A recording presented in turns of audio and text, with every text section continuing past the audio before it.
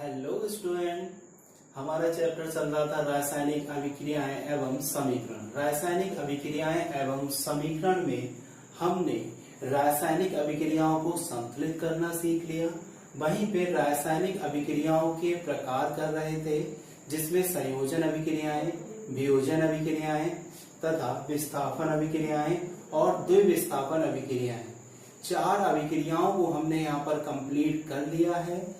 Last lecture में मैंने विस्थापन और द्विविस्थापन अभिक्रियाओं के संबंध में एक्सप्लेन किया था और आज हम उसका नेक्स्ट टाइप करने वाले हैं ऑक्सीकरण अपचयन अभिक्रियाएं।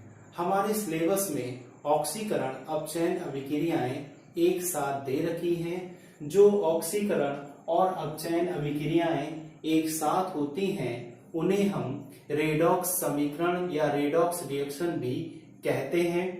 तो सबसे पहले मैं यहाँ पर ऑक्सीकरण और अपचयन को 1 बाय 1 यहाँ पर एक्सप्लेन करूंगा, जिससे आपको ये कंफर्म हो जाए कि ऑक्सीकरण क्या होता है और अपचयन क्या होता है। तो सबसे पहले अगर बात करेंगे उपचयन की, तो उपचयन को ही हम ऑक्सीकरण कहते हैं। उपचयन ही हमारा ऑक्सीकरण कहलाता है। और बात अगर उपचयन की आ ही गई है तो सबसे पहले हम इसकी परिभाषा देख लेते हैं। किसी भी रासायनिक अभिक्रिया में किसी पदार्थ से, किसी भी रासायनिक अभिक्रिया में किसी पदार्थ से या कोई भी कंपाउंड भी हो सकता है, से ऑक्सीजन का योग क्या होता है? ऑक्सीजन का योग अथवा हाइड्रोजन का ह्रास क्या होगा? ऑक्सीजन का योग अथवा हाइड्रोजन का क्या हो जाएगा? यहाँ पर ह्रास हो जाएगा। तो वह अभिक्रिया उपचयन अभिक्रिया या ऑक्सीकरण अभिक्रिया कहलाती है। कोई भी अगर रिएक्शन है, अगर आपको ये दिखाई दे कि वहां पर ऑक्सीजन एटम उस कंपाउंड में ऐड हुआ है या उस एलिमेंट से ऐड हुआ है, तब आप समझ जाएंगे कि ये जो अभिक्रिया है वो क्या है? उपचयन अभिक्रिया है या ऑक्सीकरण अभिक्रिया है। तो पहला एग्जाम्पल मैंने यहाँ पर दे रखा है, ऑक्सीजन का योग। किसी भी अभिक्रिया में ऑक्सीजन का योग होने पर वह उपचयन अभिक्रिया को दर्शाती है। तो देखिए, कार्बन को जब वायु के साथ जलाया, इसका मतलब क्या हो गया? यहाँ पर ये एडिशन रिएक्शन में भी आपने किया था, संयोजन अभिक्रिया में किया था। देखिए, कार्बन के साथ ऑक्सीजन यहाँ पर जुड़ जाता है, तो ये अभिक्रिया यहाँ पर उपचयन को दर्शाती है। साथ में मिलकर क्या बना है? यहाँ पर CO2 carbon dioxide. Carbon solid form में था और ये गैस की फॉर्म में है। दोनों को यहाँ पर क्या कर दिया गया? जला दिया गया। तो यहाँ पर क्या बन गया? CO2 बन गया। और CO2 बनने पर कार्बन के साथ किसका जुड़ा हुआ? ऑक्सीजन एटम का। तो आप समझ जाइए यहाँ पर क्या है? उपचयन अभिक्रिया है। और अगर ऑक्सीकरण के पर्पज से समझे, ऑक्सीकरण का मतलब ऑक्सीजन का जुड़ना, तो यहाँ पर क्या हो गया? ऑक्सीजन जुड़ गया। ठीक है। वहीं पे अगर दूसरा देखें, यहाँ पर हाइड्रोजन आयोडाइड है। ये क्या है? Hydrogen iodide.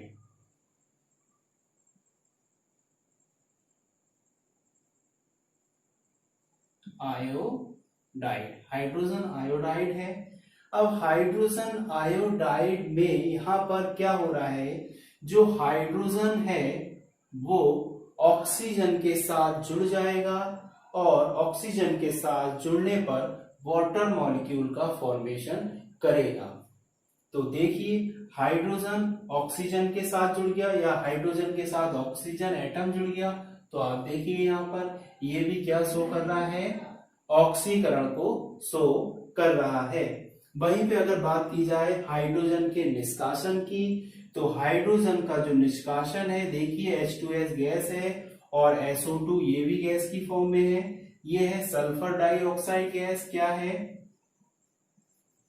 Sulphur dioxide gas, sulphur dioxide gas है, ठीक है। और ये हाइड्रोजन डाई सल्फाइड है, hydrogen disulphide gas, hydrogen disulphide. अब यहां पर क्या होगा, जो हाइड्रोजन है वो रिमूव हो जाएगा, ठीक है। रिमूव हुआ और साथ में ऑक्सीजन के साथ ऐड हो गया, ठीक है। तो यहाँ पर ये क्या हुआ, सल्फर रह गया। तो इस तरीके से देखिए, ये यहाँ पर सल्फर हो गया और यहाँ पर क्या है, हाइड्रोजन रिमूव हुआ लेकिन यहाँ पर वो ऑक्सीजन के साथ ऐड हो गया। और यहाँ पर क्या शो हुआ कि ये जो है हाइड्रोजन का तो निष्कासन हुआ ही उस एलिमेंट से, हाइड्रोजन का उस एलिमेंट नहीं, उस यौगिक से हाइड्रोजन का निष्कासन हुआ, लेकिन उसने एक नया यौगिक बनाया वाटर। और ये वाटर किसके साथ जुड़कर, ऑक्सीजन के साथ जुड़कर। तो इसका मतलब वहां पर क्या है, हाइड्रोजन का निष्कासन हुआ लेकिन ऑक्सीजन का जुड़ाव हो गया, इसीलिए यहाँ पर क्या है, ये ऑक्सीकरण अभिक्रिया है। अब अगर एक और देखें कि ऑक्सीकरण अभिक्रिया को किसी भी तत्व में हम कैसे देख सकते हैं, तो उसके बारे में मैं यहाँ पर आपको बताता हूं। देखिए, सोडियम है, अगर कोई भी परमाणु अपना इलेक्ट्रॉन त्याग देता है, अगर कोई भी परमाणु या एटम अपना इलेक्ट्रॉन त्याग देता है तो वहां भी क्या होगा, तो वहां भी ऑक्सीकरण अभिक्रिया होती है। यहां पर सोडियम ने क्या किया, अपना इलेक्ट्रॉन त्याग दिया और यहां पर क्या बनाया, सोडियम आयन। क्या बनाया, सोडियम आयन। तो यहां पर एक इलेक्ट्रॉन रिमूव कर दिया, सोडियम आयन का फॉर्मेशन हो गया। और किसे शो कर रहा है, ये ऑक्सीकरण को शो कर रहा है। अब यहां पर अगर बात करें Mg की, यहां पर मैग्नीशियम धातु है और मैग्नीशियम भी आयन की फॉर्म में आ गया। जब मैग्नीशियम आयन की फॉर्म में आ गया तो यहां पर क्या होगा, दो इलेक्ट्रॉन यहां पर क्या हो गए, रिमूव हो गए और ये किसे शो कर रहे हैं, ऑक्सीकरण को शो कर रहे हैं। तो पहली कंडीशन, अगर ऑक्सीजन का एडिशन हो जाए, ऑक्सीजन ऐड हो जाए, तब वहां पर क्या होगा, ऑक्सीकरण होगा। हाइड्रोजन रिमूव हो जाए, हाइड्रोजन रिमूव हो जाए तो क्या हो जाएगा, वहां पर ऑक्सीकरण होगा। और अगर कोई भी एलिमेंट इलेक्ट्रॉन को डोनेट कर दे तो वहां भी क्या होगा, ऑक्सीकरण होगा। तो इस तरीके से ये ऑक्सीकरण यहाँ पर कंप्लीट होता है। नेक्स्ट स्टार्ट करते हैं। अभी हमने किसे डिस्कस किया था, उपचयन अभिक्रिया को, और अब हम डिस्कस करेंगे अपचयन अभिक्रिया। अपचयन अभिक्रिया किसी रासायनिक अभिक्रिया में किसी पदार्थ से हाइड्रोजन का योग अथवा ऑक्सीजन का ह्रास हो, हाइड्रोजन का योग अथवा ऑक्सीजन का ह्रास हो, तो वह अभिक्रिया अपचयन अभिक्रिया कहलाती है। तो ये जो अपचयन और उपचयन है, दोनों एक दूसरे के अपोजिट हैं। उसमें क्या हो रहा था, ऑक्सीजन जुड़ रहा था, और यहाँ क्या हो रहा है, हाइड्रोजन जुड़ रहा है। वहां पर ह्रास किसका हो रहा था, हाइड्रोजन का हो रहा था, लेकिन यहाँ पर ह्रास किसका होगा, ऑक्सीजन का होगा। तो सबसे पहले देख लेते हैं हाइड्रोजन के जुड़ने के बारे में। तो हाइड्रोजन किस तरीके से जुड़ता है, यहाँ पर क्या है, ये सोडियम है, हाइड्रोजन के साथ रिएक्ट करेगा और दोनों आपस में मिलकर क्या बनाएंगे, सोडियम हाइड्राइड एक यौगिक बनाएंगे। ये क्या है, सोडियम हाइड्राइड। वहीं पे एक ऑर्गेनिक कंपाउंड ले लेते हैं, एथिलीन। एथिलीन जब हाइड्रोजन के साथ रिएक्ट करता है तब किसका बनाता है, एथेन को बनाता है। क्या बनाता है, एथेन को बनाता है। हाइड्रोजन यहाँ पर जुड़ जाते हैं और ये दोनों समीकरण किसे प्रदर्शित करती हैं कि यहाँ पर उपचयन अभिक्रिया हो रही है। वहीं पे आप देखिए यहाँ पर ऑक्सीजन का ह्रास होगा और हाइड्रोजन क्या करेगा, यहाँ पर अपचयन करेगा। तो यहाँ पर देखिए कॉपर ऑक्साइड है, ये कॉपर ऑक्साइड हाइड्रोजन की प्रेजेंस में या हाइड्रोजन के साथ रिएक्ट कराने पर कॉपर अलग हो जाता है और यहाँ पर ऑक्सीजन भी अलग हो जाता है। इस तरीके से यहाँ से ऑक्सीजन का जो हटना है वो किसे शो कर रहा है कि इस पर उपचयन अभिक्रिया है। तो सीधा सीधा कॉन्सेप्ट है, अगर हाइड्रोजन जुड़ रहा है तब उपचयन अभिक्रिया होगी और हाइड्रोजन अगर किसी भी ऑक्सीजन एटम को रिमूव कर रहा है तो वहां पर क्या होगा, अपचयन अभिक्रिया होगी। दोनों एक दूसरे के विपरीत अभिक्रियाएं हैं। अब अगर देखें कि अगर कोई भी atom suppose one copper ion है, एटम आयन कॉपर आयन है, प्लस में 2 इलेक्ट्रॉन है, इसका मतलब क्या होगा, ये इलेक्ट्रॉन को गेन करेगा, इलेक्ट्रॉन को ग्रहण करेगा और जब इलेक्ट्रॉन को ग्रहण कर लेगा ये, तो इसका मतलब इलेक्ट्रॉन को ग्रहण करने की जो स्थिति होती है वो क्या कहलाती है, उपचयन अभिक्रिया को प्रदर्शित करती है। ऐसे ही अगर सोडियम आयन है जिसने इलेक्ट्रॉन लास्ट सेक्शन में दिखाया था क्या किया था, डोनेट किया था, और अगर वो इलेक्ट्रॉन को ग्रहण कर लेता है तो अपनी एक फ्री स्टेट में आ जाता है और किसे प्रदर्शित करता है, अपचयन को प्रदर्शित करता है।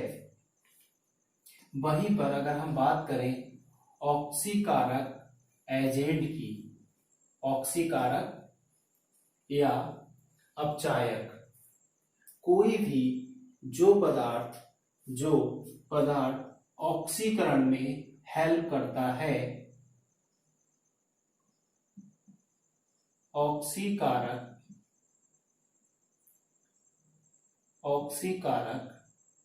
कहलाता है। और अगर जो पदार्थ अपचयन में हेल्प करेगा तो वह अपचायक कहलाता है। तो जो भी पदार्थ ऑक्सीकरण या अपचयन में हेल्प करेंगे वो ऑक्सीकारक और अपचायक कहलाते हैं।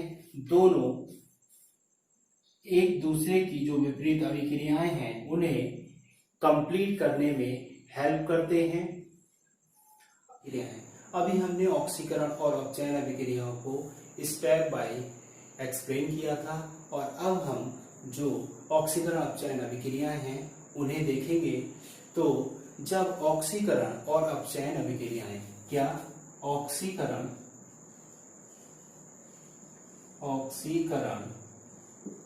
और अपचयन अभिक्रियाएं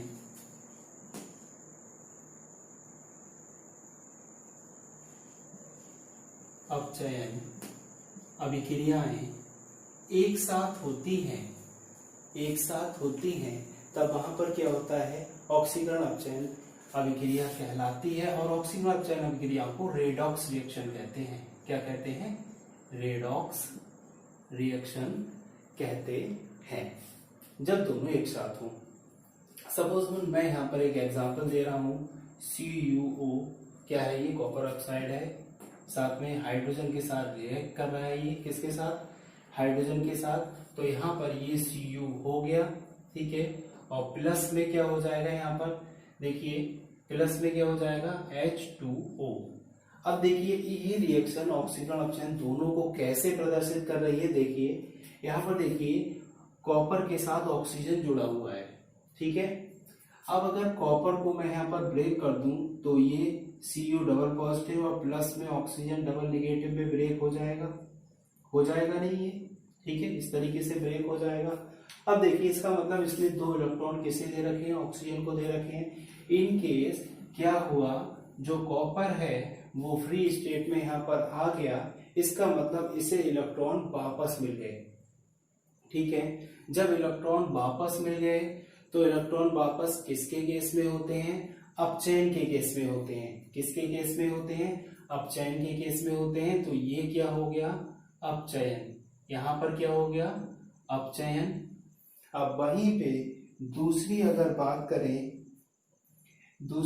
बात करें, हाइड्रोजन किसके साथ जुड़ गया, ऑक्सीजन के साथ जुड़ गया, और हाइड्रोजन ने अपने इलेक्ट्रॉन भी लॉस कर दिए, इलेक्ट्रॉन भी खो दिए, और जब इलेक्ट्रॉन को खो दिया तो यहां पर क्या हो गया, ऑक्सीकरण। तो यहां पर क्या हो गया, ऑक्सीकरण। इस तरह से आप देखिए, एक ही रिएक्शन में जब अपचयन या ऑक्सीकरण या अपचयन अभिक्रियाएं एक साथ होती हैं तो वह अभिक्रियाएं रेडॉक्स अभिक्रियाएं कहलाती हैं। और जो तत्व एक दूसरे में क्या करते हैं, यहाँ पर कॉपर देखिए, कॉपर एक अपचायक के रूप में कार्य कर रहा है, वहीं पर हाइड्रोजन एक ऑक्सीकारक के रूप में कार्य कर रहा है। दोनों एक दूसरे के विपरीत होती हैं ऑक्सीकरण अपचयन अभिक्रियाएं। नेक्स्ट एग्जाम्पल देख लेते हैं, यहाँ पर जिंक ऑक्साइड का देखते हैं। देखिए जिंक ऑक्साइड है, ये ZnO प्लस C के साथ जुड़ रहा है ये, तो यहाँ पर Zn+CO कार्बन मोनोऑक्साइड। तो आप देखिए इन केस यहाँ पर क्या हुआ, ये देखो इलेक्ट्रॉन इसे क्या मिल गए हैं वापस अपने, तो यहाँ पर क्या हो जाएगा, अपचयन हो जाएगा। और वहीं पर इसके केस में क्या हो जाएगा, उपचयन या ऑक्सीकरण हो जाएगा, उपचयन या ऑक्सीकरण हो जाएगा।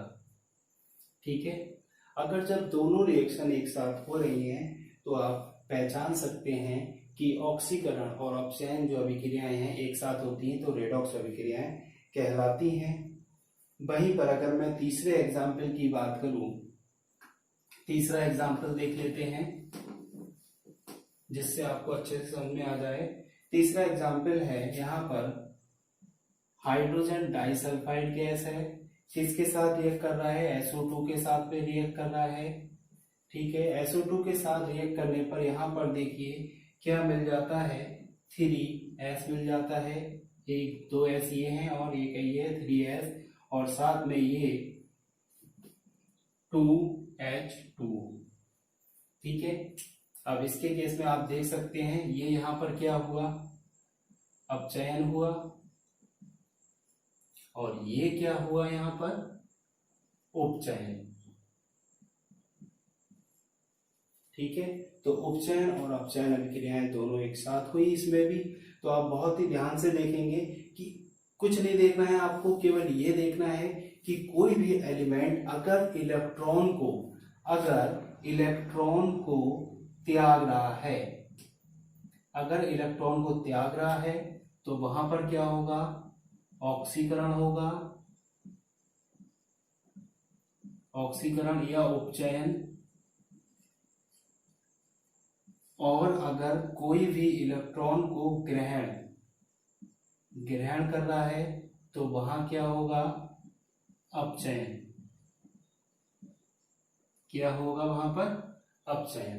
बस आपको इतनी बात ध्यान रखनी है, आप कोई भी समीकरण अगर दे रखी हो उसमें इलेक्ट्रॉन के त्यागने या ग्रहण करने की पोजीशन के अकॉर्डिंग आप देख सकते हैं कि कौन ऑक्सीकारक के रूप में कार्य कर रहा है और कौन अपचायक के रूप में कार्य कर रहा है। इस तरह से ये आपका ऑक्सीकरण अपचयन अभिक्रियाएं कंप्लीट होती हैं। अब देख लेते हैं वेरी इंपॉर्टेंट टॉपिक, ये मोस्टली जो अभिक्रियाएं हैं ऊष्माक्षेपीय अभिक्रियाएं, ऊष्मा शोषी अभिक्रिया आपके जनरली पूछी जाती हैं एग्जाम में। तो सबसे पहले हम देखेंगे ऊष्माक्षेपीय अभिक्रिया। ऊष्माक्षेपीय अभिक्रियाएं क्या होती हैं, वे अभिक्रियाएं जिसमें ऊष्मा का उत्सर्जन हो, ऊष्माक्षेपीय अभिक्रिया कहलाती हैं। क्या होगा, ऊष्मा का उत्सर्जन होगा, ऊष्माक्षेपीय अभिक्रिया कहलाती है। तो इसके कुछ जनरल एग्जाम्पल की अगर बात करें, जनरल एग्जाम्पल है बर्फ का बनना। अगर आप बर्फ को बना रहे हैं तो वहां पर ऊष्मा का उत्सर्जन होता है, आप सभी लोगों ने देखा होगा। तो बर्फ का बनना क्या कहलाता है, ऊष्मा क्षेपी अभिक्रिया का एक उदाहरण है। वहीं पे जल का संघनन ऊष्मा क्षेपी अभिक्रिया का एक उदाहरण है। और जंग लगना भी एक ऊष्मा क्षेपी अभिक्रिया का ही उदाहरण है। श्वसन क्या है? श्वसन में जो आप फूड मटेरियल को एब्जॉर्ब करते हैं या फिर आप सांस लेते हैं, जब सांस लेते हैं आप तो ऑक्सीजन को इनहेल करते हैं, वहीं पे कार्बन डाइऑक्साइड को छोड़ते हैं और हमें उसमें एनर्जी प्रोवाइड होती है। उस तरीके से जो श्वसन है वो भी एक क्या है? ऊष्माक्षेपी अभिक्रिया है। और प्राकृतिक गैस का दहन, कोई भी नेचुरल गैस है अगर आप उसका दहन करते हैं तो वहां पर भी क्या होता है? ऊष्मा का उत्सर्जन ही होता है। कुछ अगर एग्जाम्पल की बात करें, ये कैल्शियम ऑक्साइड है, कई बार रिएक्शन रिपीट हो चुकी है। मैं मोस्टली उन्हीं रिएक्शन को ले रहा हूं जो आप बार बार यूज कर रहे हैं, जिससे आपको रिएक्शन अच्छे से याद हो जाए। अब देखिए CaO प्लस H2 है तो CaOH का होल टू H बना कैल्शियम हाइड्रोक्साइड, सभी को पता है आप लोगों को, और साथ में ऊष्मा रिलीज होती है। वहीं पे अगर बात करें ये मेथेन है, क्या है ये? मेथेन जब ऑक्सीजन के साथ कराते हैं हम रिएक्ट ऑक्सीजन के साथ में, तब क्या बन जाता है? यहाँ पर CO2 बन जाता है और साथ में H2, ठीक है। और जो H2O होगा वो कितने होंगे? 2H2। कितने H2 होंगे? 2H2O होंगे। यहाँ पर ये CO2 हो गया और ऑक्सीजन कितना? 2H2। ऑक्सीजन कितने? 4 है तो 2 ये और 2 ये कंप्लीट हो गए, कितने? 4। वहीं पे अगर कार्बन को हम वायु में जला दें, ठीक है, तो वहां पर भी हमें ऊष्मा मिलती है। और इस तरीके से क्या होता है? ये ऊष्माक्षेपी अभिक्रिया के उदाहरण है। बहुत ही सिंपल है। तो नेक्स्ट देख लेते हैं हम ऊष्मा शोषी अभिक्रियाएं।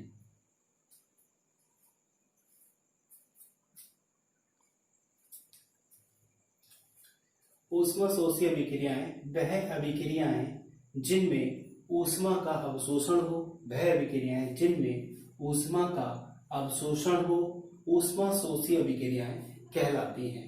ऊष्मा क्षेपी अभिक्रिया में क्या था? ऊष्मा का उत्सर्जन हो रहा था, लेकिन यहाँ पर क्या होगा? ऊष्मा का अवशोषण होगा। तो कुछ जनरल एग्जाम्पल देख लेते हैं। बर्फ का पिघलना, ठीक है, वहां क्या था? बर्फ का जलना।